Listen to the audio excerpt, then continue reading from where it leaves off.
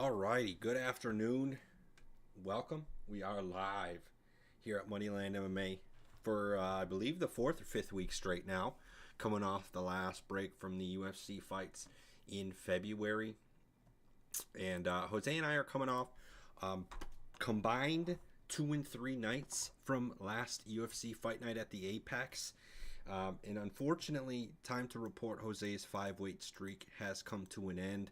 He almost got through the entire first quarter with an undefeated 5-weight. And unfortunately, Billy Q gets submitted in his fight. He kind of just got outworked.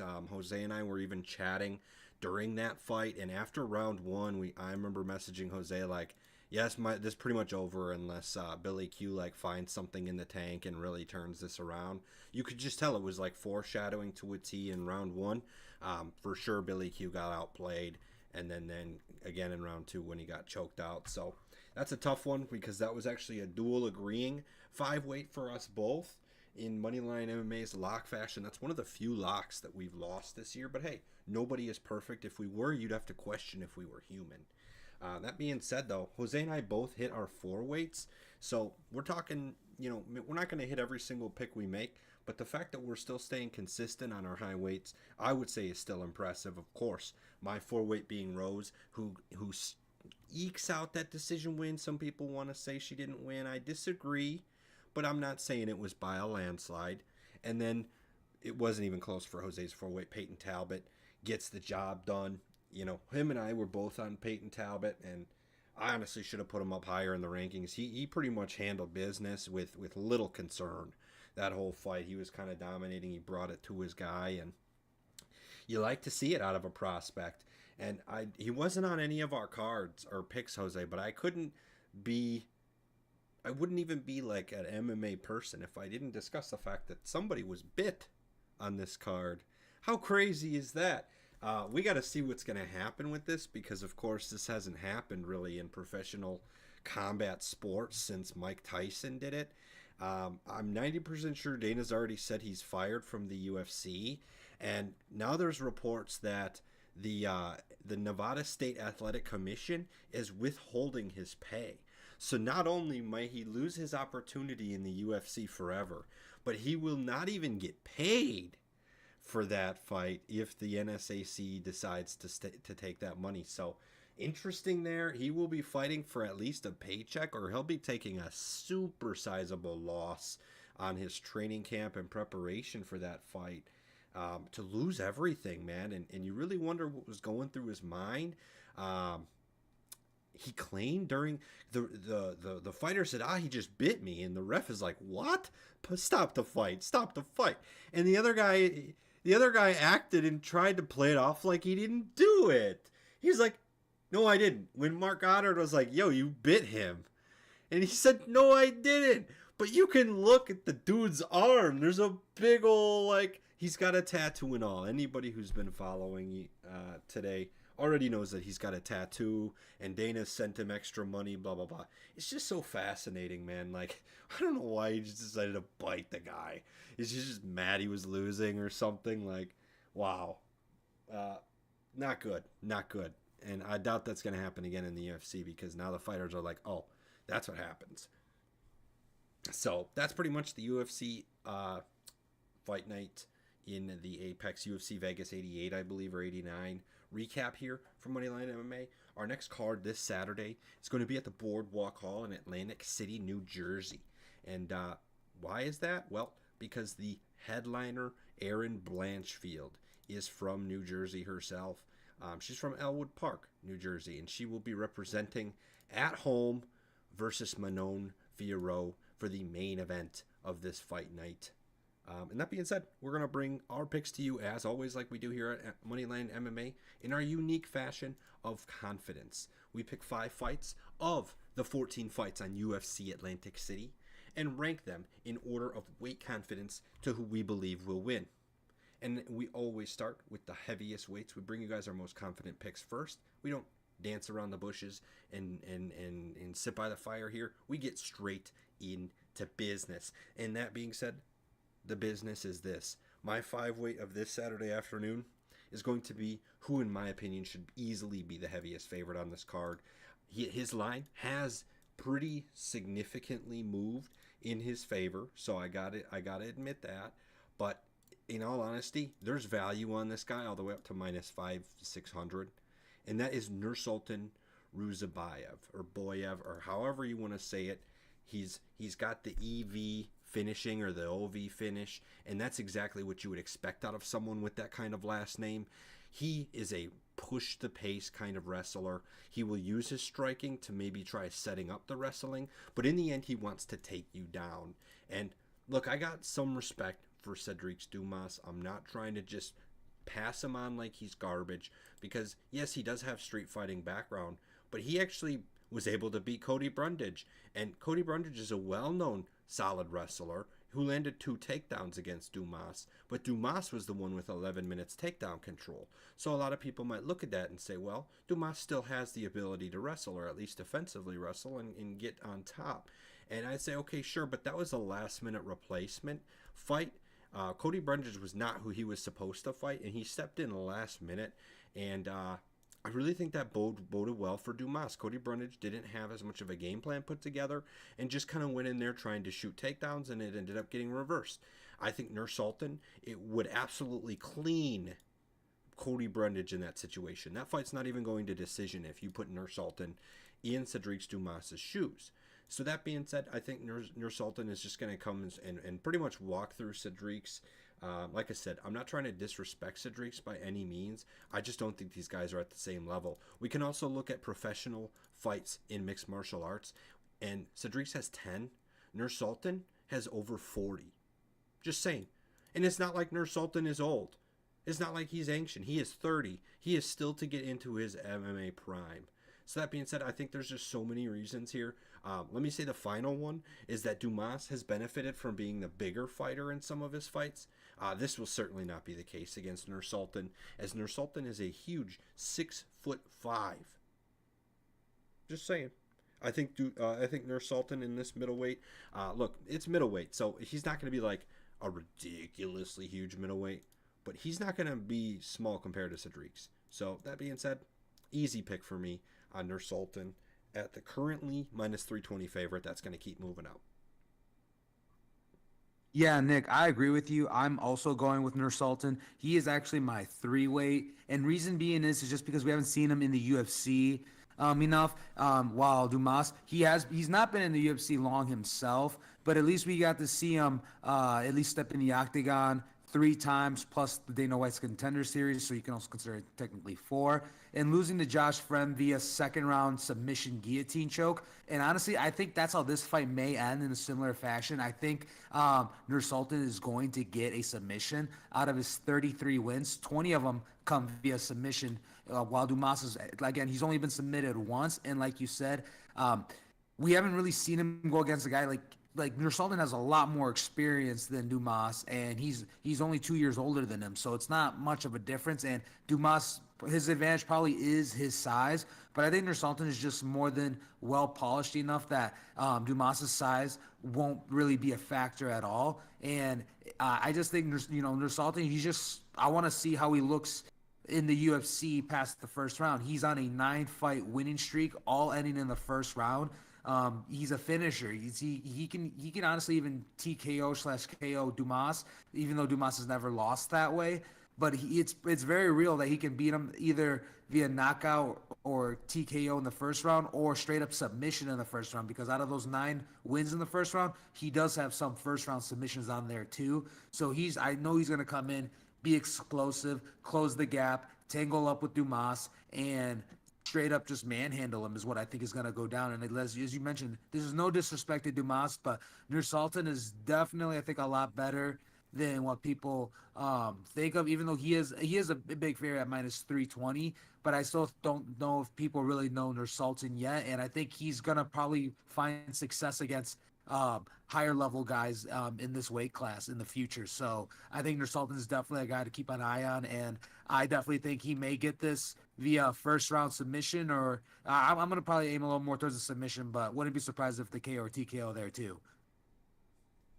100%, man. So it sounds like we both agree as finish is highly likely here. I mean, one final bow on it all is that Nurse Sultan trains at Renzo Gracie in Philly, along with the likes of guys like Pat Sabatini and maybe more to his size, Sean Brady. And if he's able to see guys like that in the sparring sessions and just general gym sessions, I think he's gonna be more than prepared for a guy like Cedric Dumas. He'll walk right through him. So, very confident there in my 5 weight and Jose's 3 weight on Nursultan Rozbayev. So then that brings us to my 5 weight, and this is the matchup between Chris Weidman and Bruno Silva. Right now, Bruno Silva is the betting favorite at -290, while Chris Weidman is the betting underdog at +215. You know, I like Chris Weidman a lot, and I think it's just he's one of those guys that definitely I'm afraid may need to hang it up. It's kind of like, you know, it's almost like I wish he would have taken a Stipe Miocic approach almost, like just not compete at all as much. And if you come in, you're most likely going to lose if you're coming back. And just Chris Weidman just keeps coming back and losing, and especially after getting his leg, since his leg broke from Uriah Hall, I just don't know if he's going to be the same. He lost unanimous decision to Brad Tavares. Brad Tavares also went on to lose again shortly after. So, as we know, Brad Tavares, usually whoever he's fighting, bet on them to win. But when he went against Chris Weidman, it's like, no, go for Brad Tavares. So that's how I really feel about this one, too. Bruno Silva, I mean, he is on a 2-fight losing streak, but, I mean, he's lost to, like, Brandon Allen, Gerald Mearshart. I would even go as far as say Gerald Mearshart today should beat Chris Weidman. I truly believe that. Just Chris Weidman is definitely just a shell of like who he used to be. He's not the same guy he was, and he hasn't been the same guy for a while. Even like the couple of wins he got against over Kevin Gastelum and Omari Akhmedov. I just think like the Omari Akhmedov one is probably a little more impressive, but that Kevin Gastelum fight back then in 2017. That was one where he should have won because Kevin Gastelum wasn't a true middleweight, at least back then, for that time being. And, he's just he's 39. He's really up there. He's not had any momentum really on his size. And I just don't think he's as powerful as he used to be. And I haven't seen much of him, even with that Brett Tavares fight. Just to me, feel like I'm really confident with sending him back out there. I'm almost afraid he may actually break another bone again. While Bruno Silva, I mean, he's 34 years of age. You would think he's old, but he's definitely, compared to Chris Weidman, is the younger one on the spectrum.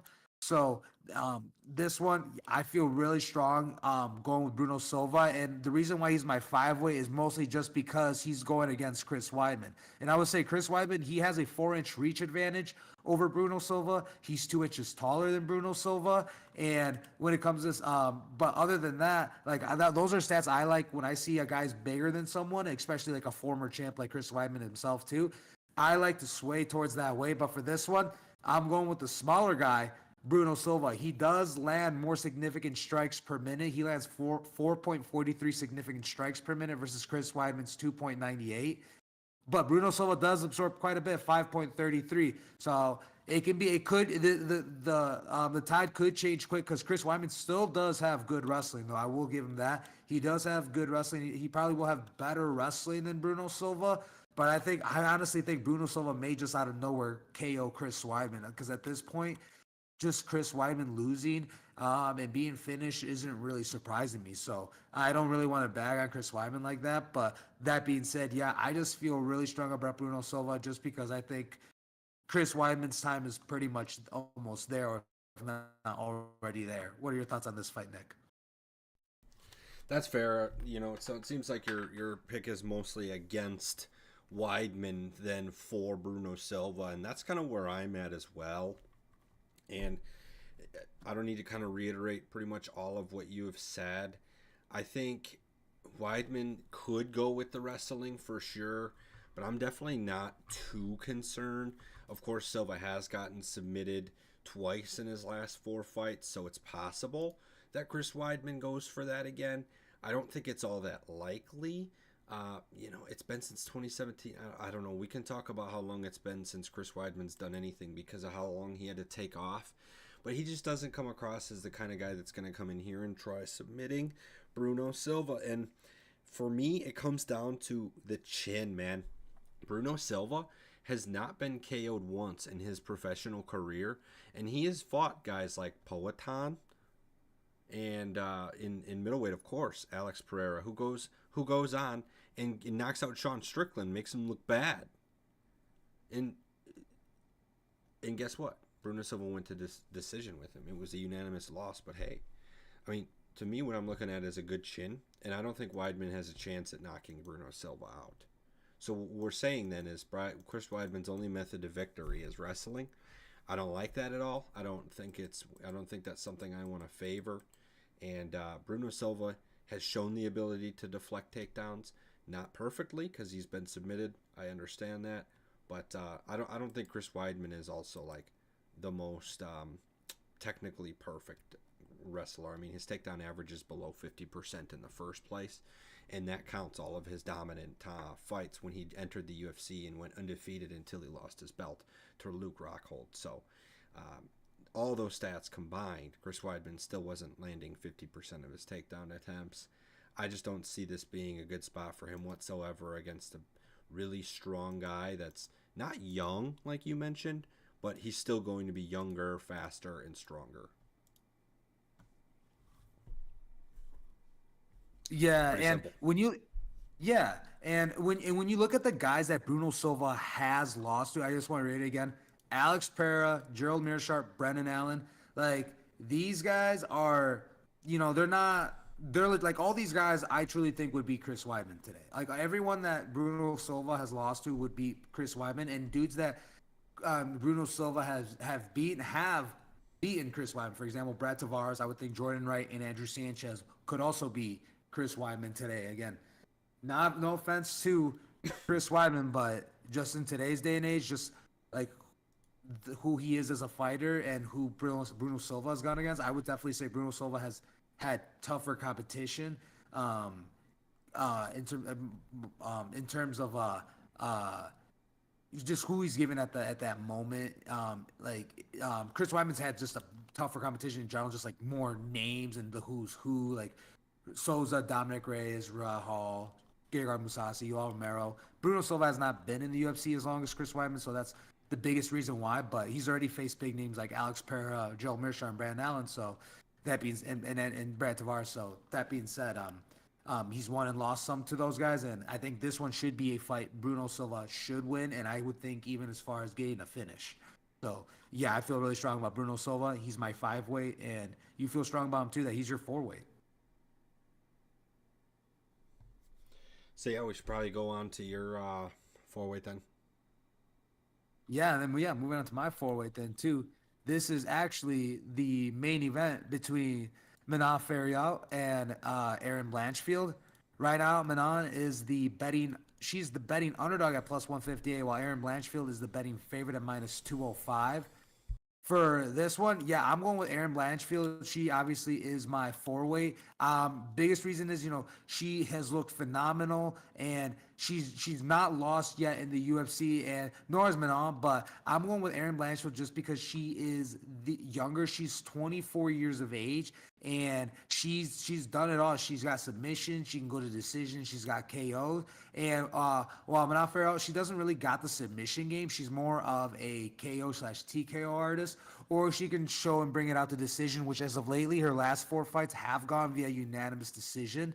But in Erin Blanchfield, I think in this one, she's good enough and is going to be, she's got the raw talent to pretty much go against and get a finish, is what I'm saying, against Fiorot. Fiorot, she's really good. I think this is going to be a probably a fight of the night. I think it's going to be a lot closer than people think because Fiorot, she's also taller, but Erin Blanchfield, she has a 1-inch reach advantage. And when it comes to striking, both girls land a high volume of strikes and both absorb about the same. Erin Blanchfield lands 5.56 significant strikes per minute, so almost 6 significant strikes per minute, while Fiorot lands 4.71, so almost 5 significant strikes per minute. And both are around the 330 absorption rate from their opponents per minute. So on the feet, I think it's just going to be actually fireworks.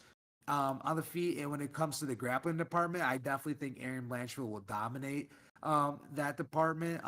She does average 2.86 takedowns per 3 rounds, while Fiorot is just one. But Fiorot really doesn't go for the takedowns in general. So that's why I do think Erin Blanchfield will be the aggressor in this one and engage and initiate the grappling and probably look for her own submission. But if not, can see her TKOing or even getting even doing a unanimous decision over Farrell. And just most of it I think would probably be from ground and pound and control time. What are your thoughts on this fight, Nick? I think I disagree with a lot of that, almost all of it. And I'm fascinated also to hear that you like Blanchfield because of her age. To me, that's one thing I don't like. You're only 24 years old. You're seeing the bright lights for the first time in terms of this being your first main event. I don't know, man. I'm not trying to hate on Erin Blanchfield here, but I just don't. I think a lot of this, with especially with her odds, like minus 205 against Fiorot is crazy. It's crazy. What?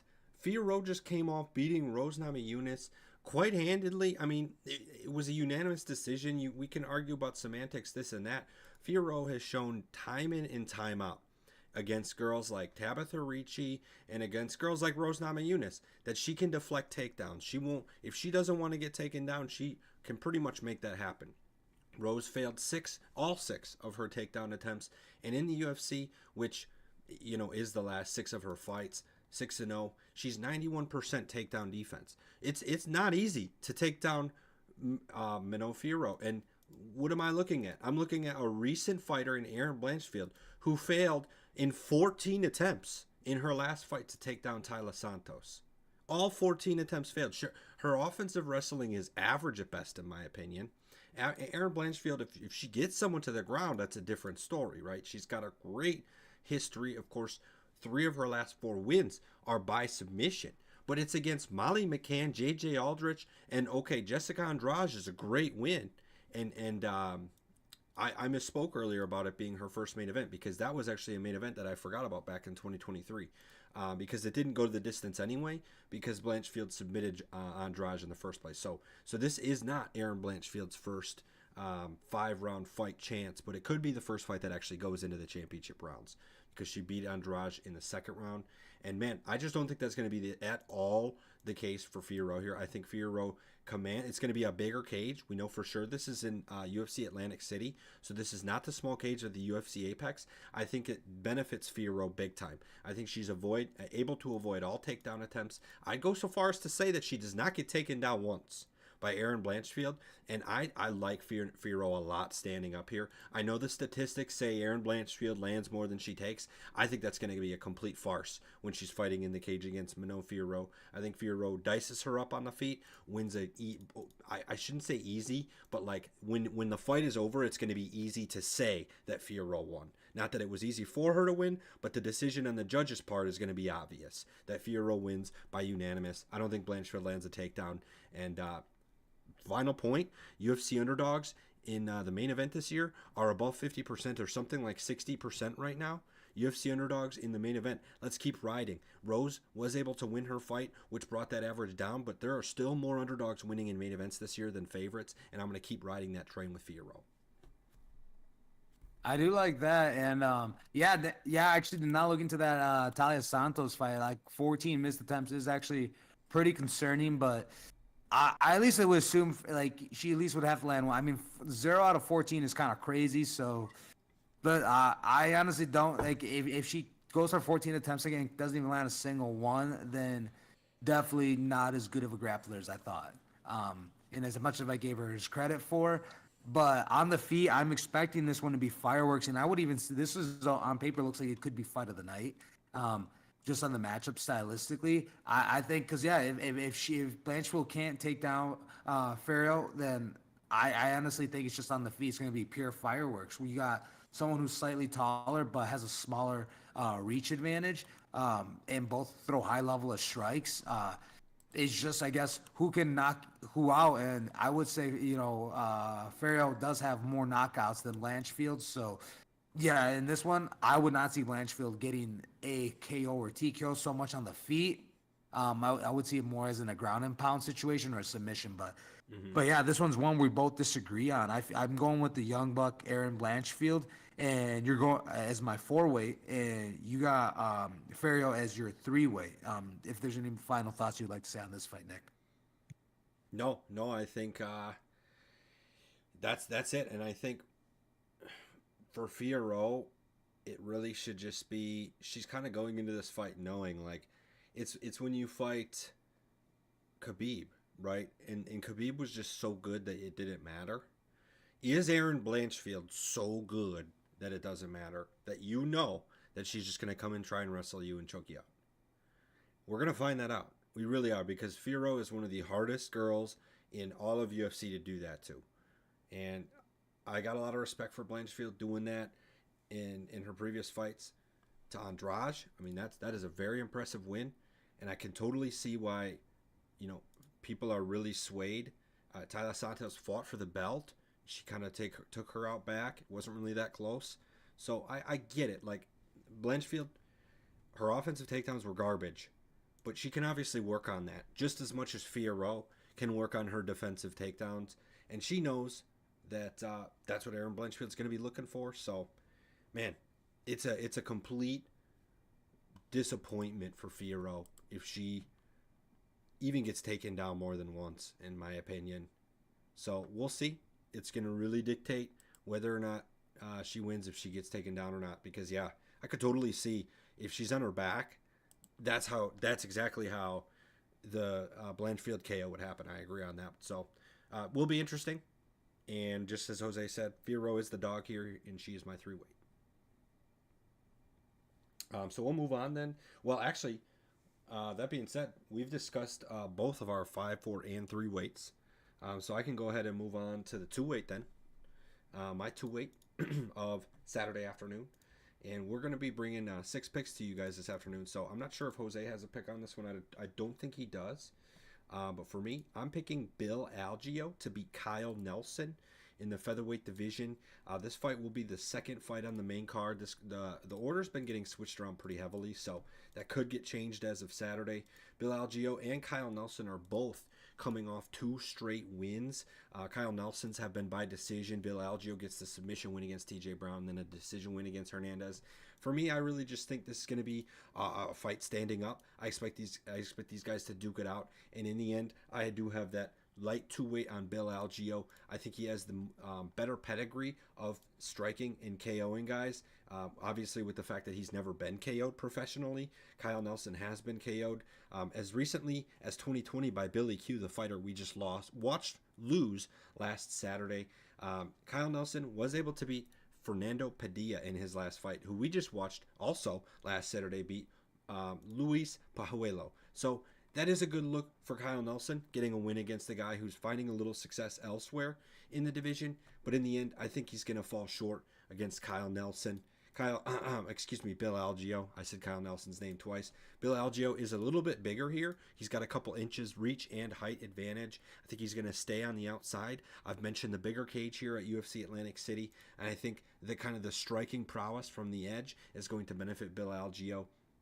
And Kyle Nelson is a beast. Don't get me wrong.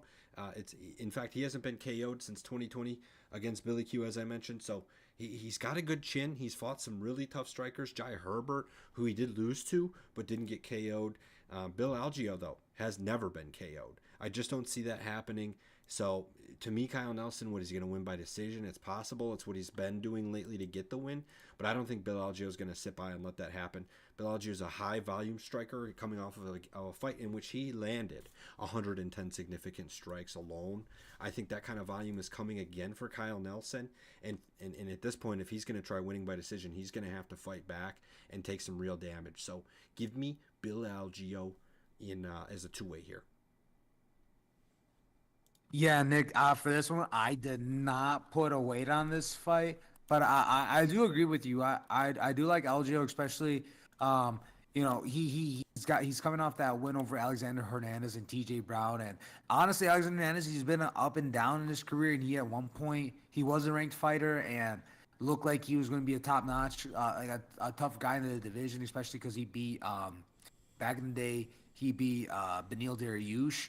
via first round KO, but ever since then, it hasn't been the same. But nevertheless, Bill Algeo, I think he's looked good in the UFC so far. So, um, other than just a few lost to Andre Feely, Ricardo Ramos, and Ricardo Lamas. So, um, yeah, he's been in for a while. I feel confident with him. I couldn't say much again because I did not put a rank on this fight. But if I were, I would agree with you on your points, Nick, on Bill Algeo. Sounds good. So that will be my two weight then, and we move on to your two weight. Yeah, and for my two weight, this will be the welterweight bout between Vicente Luque and Joaquin Buckley. Right now, Vicente Luque is the betting favorite at -125, while Joaquin Buckley is the betting underdog at -102. This is an exciting fight on paper. Joaquin Buckley, we all just know him from that spinning kick, but I will say he's definitely been working on his jiu-jitsu because he has been out here in the Chicago area, and I do know some people personally that have been training with him and Bilal Muhammad, and so he has been working on his jiu-jitsu. But um, to be honest, Vicente Luque is probably be the guy that has better jiu-jitsu out of the two. But it is Joaquin Buckley is working on it, and he's more of a threat than just being a crazy explosive striker. And I'm going with Vicente Luque, even though he's only coming off one win recently, and that's against RDA. But he himself, I think, when it comes between him and Joaquin Buckley, I think Vicente Luque has competed against and beaten tougher competition. For example, being RDA, Michael Chiesa back in the day in 2021, former champ Tyron Woodley, and he's only lost to Stephen Wonderboy Thompson, Bilal Muhammad, and Jeff Neal. Out of And his last Leon, 10, and the champ. Lee. Oh, yeah, back in 2017. Yeah, and then Just Leon saying. too. Yeah, I had to scroll down for that one. Yeah, so I really had to scroll down for that one. So yeah, so he's lost to top dudes. Former, current champ, former title challenger, Jeff Neal, Right. just guy that's just hanging out in the top 10. And Bilal Muhammad, he's probably gonna get his title shot anytime soon now. So he's lost to dudes that like, okay, I understand. And again, I know I just kind of said Jeff Neal quick, but Jeff Neal is legit. Like, even though he's got some losses on his record, he's shown that he can hang in there. And that being said, it's no, like, losing to him, no shame at all, especially most recently. While Joaquin Buckley beat Alex Morono, Andre Fajo, and then lost to Chris Curtis and Nasruddin Imavov. Like, he's lost to some dudes that I feel like he should have beaten too. I thought maybe even that Chris Curtis won or the Nasruddin. Those ones were fights on paper. I felt like he should have won. But that being said, on this one too, and that's just how it feels. But when it comes to the straight up down to like the statistics of it, the matchups that I like to see, there's really no reach advantage. Joaquin has a half-inch reach advantage, but when it comes to who's going to get the better end of the exchanges, when it comes on the feet, I would say Vicente Luque. He lands 5.17 significant strikes per minute, while Joaquin Buckley lands 3.87. Vicente does take more damage as well, 5.15, while Joaquin at 3.31. But I think Vicente, as long as he doesn't get clipped out of nowhere, and because Joaquin can just clip him out of nowhere and end it fast, and Joaquin likes to do that. He really wants to just put someone out. But in the end, I think he sometimes gasses himself doing so, and I think Vicente Luque is going to handle that better and just be able to weather the storm and ultimately drag it out to a unanimous decision victory if he wanted to. And on here it says that Joaquin Buckley's, like, on paper looks like he's the one to most likely engage in a takedown, and that possibly may be so. But I think on the ground, I think Vicente Luque is going to be more than comfortable. He would probably even be able to, I would say, be so comfortable that he maybe even be able to sweep Joaquin off his feet and just put him on his back immediately. I just Vicente just does look comfortable when he's out there on the floor grappling, and I just wouldn't expect Joaquin Buckley to really out grapple him when it comes to the ground. And as a matter of fact, also Joaquin Buckley, out of his 17 wins, 12 of them are via KO/TKO. And again, he just wants to walk people down. He's gonna start throwing haymakers. So I just think Vicente does not. If as long as he doesn't get clipped, I think he will have this in the bag. and Joaquin has 0 submissions, while Vicente Luque has 8 submissions, and he also has KO and TKO power himself. He has 11 KOs and TKOs on his record. So this one, I'm feeling good with Vicente Luque. Just the order of things fell. He is my 2-weight, but I'm feeling good. I will say Joaquin Buckley's explosiveness and being unpredictable could be a factor, and he could end it at any given moment too, just like out of nowhere. So I guess that is my justification too of why I have Vicente Luque as my 2-weight. Is just Joaquin Buckley's ability to be explosive and having finishing power for sure. So that being said, I have Vicente Luque as my 2-weight. What are your thoughts on this fight, Nick? So I actually, I'm switching Luque to my 2-weight. So initially he was my 1-weight because I announced that Bill Algeo was my 2-weight. Well, Bill Algeo's actually now moved down to my 1-weight. Luque is my 2-weight, and mainly because I think this is wildly a step up for Joaquin Buckley. He's got a couple decent wins under his belt, but wow, Vicente Luque is going to be an eye-opener for Joaquin Buckley. And to be honest, I might be a little bit more worried if this was 5 rounds, but it's not. And the reason I say that is because 5 rounds gives 2 more rounds of a potential puncher's chance for Joaquin Buckley, because in all reality, like you said, he's trying to throw power punches, knock a dude out, and he gasses out doing such. I think Vicente Luque has the conditioning advantage, and we'll see. I agree that part of the reason I had picked him in the first place is because of how he was able to wrestle RDA. And I get it, that's an RDA that's probably a little undersized at the division, but he's like a stocky, like, RDA, I don't care how big you are, try taking RDA down, right? I want all these people out there that's like, oh, but it's just an old RDA that's in a division up from where, okay, all right, cool, buddy, then go take him down. Then do it. I dare you. Because I don't think any of these fat assholes could. And that's just the straight up truth. So quit talking like RDA is not some sort of worthy fighter to get taken down 8 of 11 times. That's a 72% accuracy for my boy Vicente Luque. I'm just saying, I like him a lot. That's why I'm putting him up from my 1-weight to my 2-weight now. Vicente Luque may not have the power that Buckley does, but the UFC is not all about who is bigger and stronger. Joaquin Buckley will gas out, going for big swings against Luque. Luque will take him down as he needs, strike as he needs, and get a decision win. Pretty strong about that. Yeah, yeah. That's the best way I view it too, man. So, For sure. yeah. That being said, couldn't say better things about Vicente Luque. Honestly, yeah, I would even have him. Honestly, just the way things fell in my order, but he could have actually been up there contender for like my 3 or 4th weight, to be honest. But that being said, this is one where we both agree on having Vicente Luque as our 2-weight. Sounds good. Well, then that just leaves us with one more pick, which is yours. We've gone through all my weights. So my fight, this one's the one between so they moved it around. I don't know if you saw the main event. It looks like they may have even bumped them as like the 2nd fight overall of the night now. I guess different websites are saying different things, but this welterweight fight between Chidi Njokuani and Rise McKee is one that I'm excited for. And right now, Chidi, he is the betting favorite at, let me check this out. Oh man, my bad. They moved this around. I just had it. Right now I see that he's the betting favorite at -170, while Rise McKee is the betting underdog at +142. This one, I'm going with Chidi. Even though he is on a 3-fight losing streak, but I mean he lost to his last loss was in the 1st round to Mikhail Olenchechek, which in my opinion isn't anything to really shy away from. He himself just, even though lost to Michel Pereira like most recently, but Michel Pereira just came in like beast mode. But Michel Olenchechek, I think he's actually he's good, and that fight could have honestly swung like either way. And I think going into that fight, I chose Chidi, but he just got clipped right away by Mikhail Olenchechek. That's just how the game goes. And then Albert Duraev as well.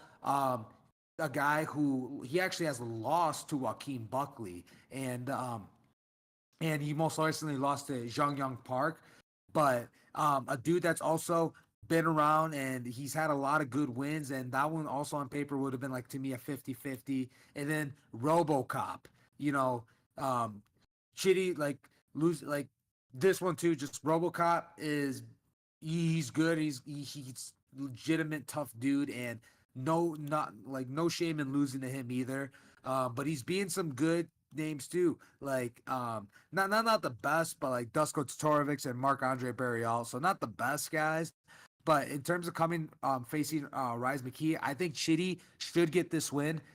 Chitty, he's 35 years old and he definitely has more experience than McKee, but Chitty also has an extensive. He had a run in the in Bellator where he fought like Andre Fajo back then, Melvin Gillard, and he's even been in the LFA as well. And then this one, I think it should be a win for Chitty. I think the last few fights have not been going in Chitty's way, but this one, in my opinion, should go his way. He's still an explosive fighter. He's still wild, similar to like similar movements like Uriah Hall and sorry,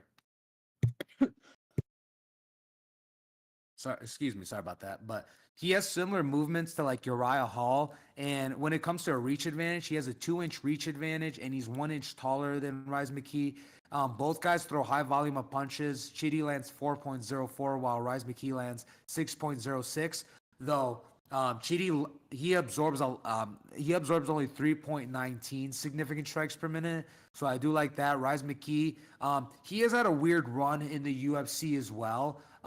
He actually was in the UFC a couple years ago, and he actually fought Khamzat Chimaev, and he fought Khamzat back in 2020, and he lost first round, and then he lost to Alex Morono in the third round. He left the UFC, and now he finally came back and lost to Andre Lusa and unanimously. So I just think this one, it just seems like things have also not gone Rise McKee's favor, and Chitty honestly does not look any like easier to in terms of any way where it would go, I guess, smooth for Rise McKee. I think Chitty's gonna come in and still look better in terms of compared to Rise. I think Chitty's gonna have better footwork. He's gonna land more punches on the feet, and I think Chitty may even be able to finish Rise McKee. Rise McKee is only 28 years old, and he out of his 13 wins, he does have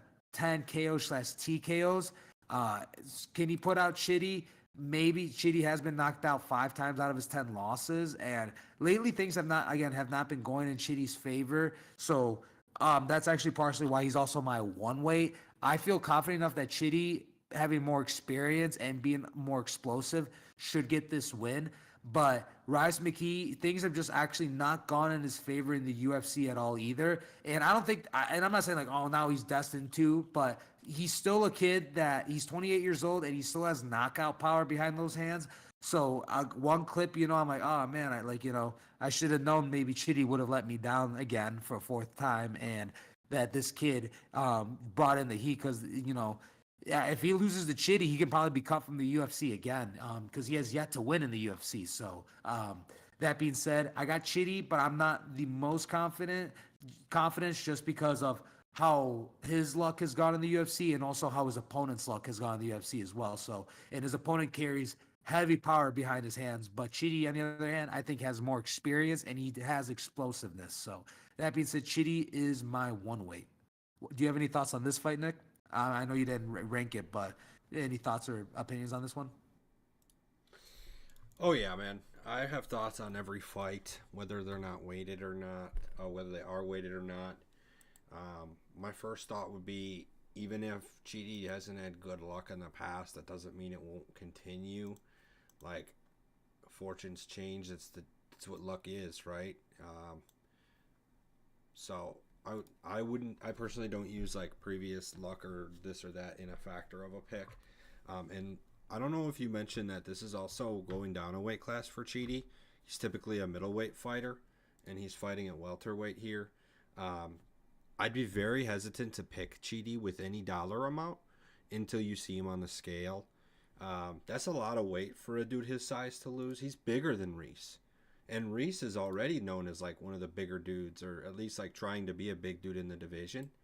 So if Chidi is actually able to do this weight cut, blah blah blah, because he's had weight problems at middleweight before. I'll give it to him. It's been a long time, but he's missed weight before back in Bellator at middleweight. So for Chidi to actually he's probably got it down now in the UFC. I'm sure their programs are way better, but to me, there's no chance I'm putting any dollar amount or faith on him until I see him look good on the scale, no issues.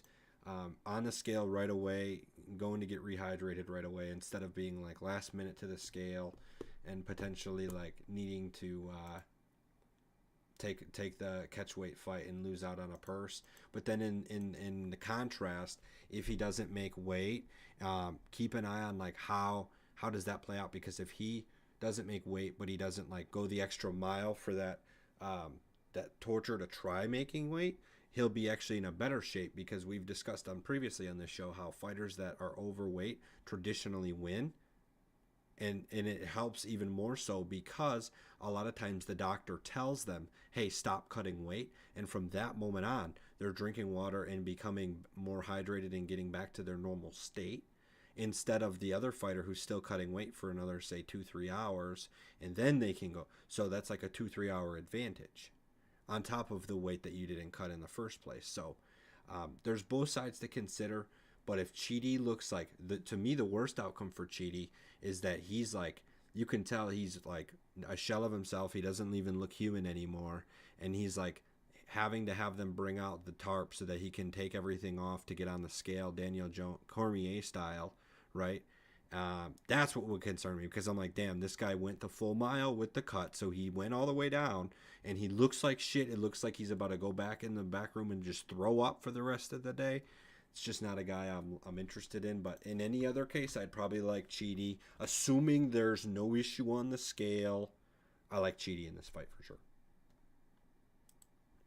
No, fair enough. And yeah, thank you for bringing that. I should have mentioned that. Yeah, this is going to be weight class lower than what he normally performs at. And as you mentioned, I'm hoping I'm hoping he has it down by now.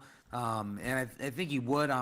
If it wouldn't be the first time though I've had a fight just get scratched off because a fighter just didn't make weight. I've had a few of those already. Yeah.